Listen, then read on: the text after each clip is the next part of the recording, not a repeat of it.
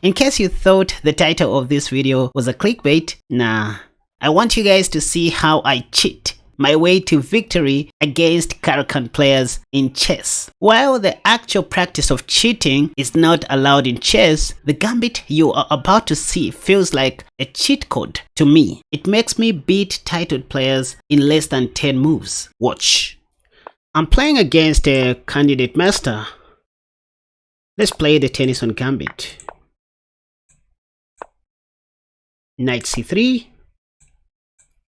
Who is this candidate master?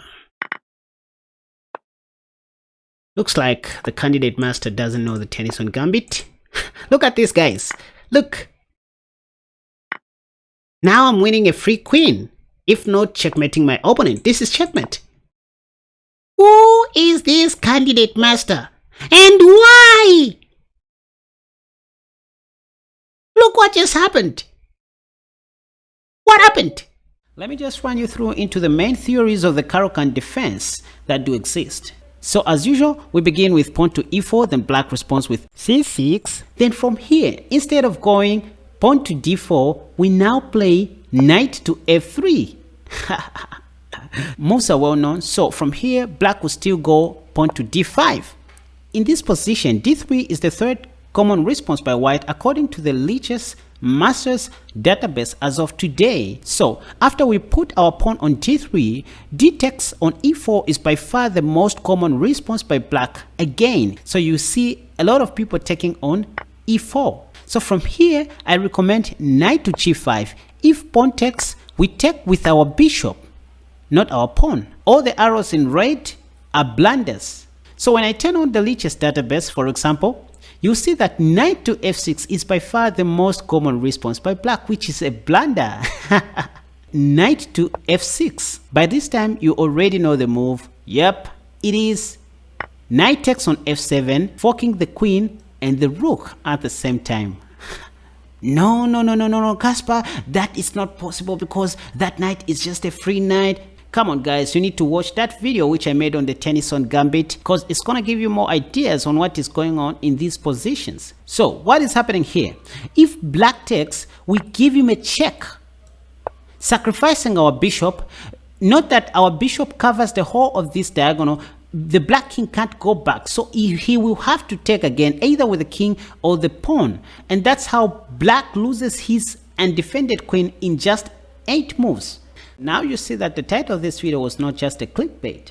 This is the game that I played against a FIDE master on Lichess, and spoiler alert, I won the game in 9 moves. So I played knight to f3, and after d5, because that's what Caro-Kann players play, I played knight c3. Then as usual, my opponent took on e4, and I took back. At this point, I was expecting black to play bishop f5, after which I was going to play knight g3 and pawn to h4 to try and trap that bishop, but my opponent played knight d7, which most masters love playing, especially in the masters database. It's the second most played move. One of black's ideas is to put his king's knight on f6 so that these two knights can be able to see each other, and this also prepares for pawn to e5, by the way, which is why I decided to play bishop c4 right away in the opening stage. And this is the area of our meat in this study. I do recommend that you make use of this bishop move. It just forces black to be up on his toes and increase his chances to blunder. My opponent played knight gf6, which was okay, but right in this position, I started imagining the tennis on Gambit, where we sacrifice our light squared bishop on f7 and win black's free queen on d8. This is how we visualize chess, you guys. So I played pawn to d3, expecting black to take so that it can help me to open up this file for my queen, which happened in the game, by the way. And I knew that on the next move, there was a high chance for my opponent to blunder. For example, he played knight b6, and that's how I sacrificed my bishop on f7, bishop takes f7 check. The only move was king takes f7, after which I won his queen and my opponent resigned. So these traps don't just work against beginners. Instead of knight b6, if my opponent played something like knight f6 in this position, well, I was still going to take on f7 with my bishop and win black's queen in the same style. Now wait a second, we're still looking at the power of bishop c4 in most of these offbeat openings. So let me show you another idea behind this move. Let's say after e4, c6, then again the two knights attack, d takes e4, knight takes e4, and knight d7, which my opponent played. The other idea behind bishop c4 is to provoke pawn to e6 so that we can sacrifice our bishop either on e6 or even on f7. For example, if black plays knight gf6, remember this may be happening in the tournament. This time you change the move sequence by going knight eg5, targeting the weak f7 square with two of your minor pieces, and this provokes black to play pawn to e6. You can see that's the top played move in the Lichess database, and this is when you play queen e2, now putting more pressure on this pawn on e6. If black plays the second most played move, bishop e7, well, this is a very terrible blunder and can lead to mate in 4 after knight takes f7. So you now sacrifice your knight on f7. By the way, in some lines, we also sacrifice the bishop on e6. But in this particular line, knight takes f7 is better because if black takes, this will be a mate in 4. For example, black cannot go back because of queen f7 checkmate. And if king g6, it's just a matter of finding the right moves. You know, coupled with your patience, bishop d3 check, king h6, then you go queen e3 check, and whatever black does, this will be a mate in 1. Oh, we are playing against 2501 rated chess player. I'm now participating in a tournament, and I didn't notice my opponent just beset me. Let's see. Oh, okay, he has played the Caro-Kann now. Knight f3. Let's go knight g5. So if he takes my pawn on d3, I'll take with the bishop, obviously. Just like I explained, we develop our knight to c3. If h6, I'll just capture on e4. Just capture on e4.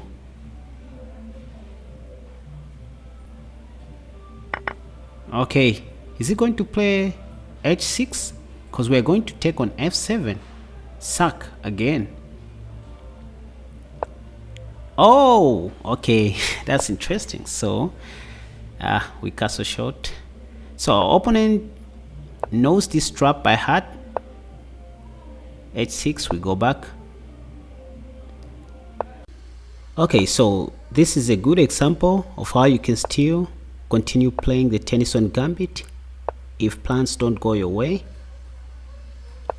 Okay. Oh, I've just lost the knight.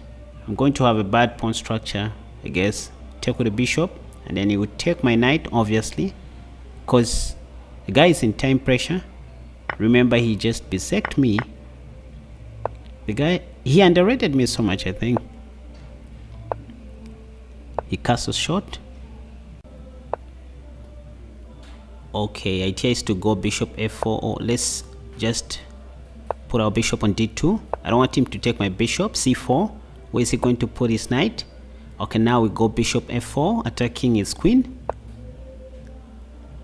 And the pawn on b7 is hanging. Idea is to take on h6 with my bishop. Can I take his pawn now? Can I take the pawn on b7? Or maybe I go rook bd1? Or rook e5? Or maybe bishop e2? Nah, rook d1. Now here I'm setting a little trap, and he falls for it, because I'm taking his knight and winning his bishop for free.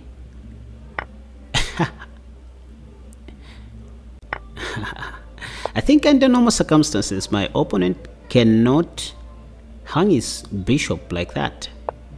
Maybe it's because he's in time pressure, because he berserked me.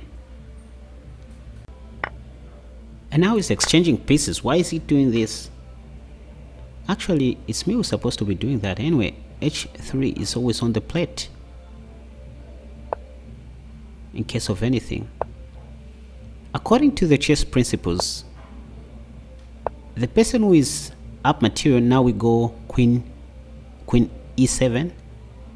If rook c8, we'll go queen to d8. Yep, queen to d8, attacking his queen. Idea is just to exchange all the pieces.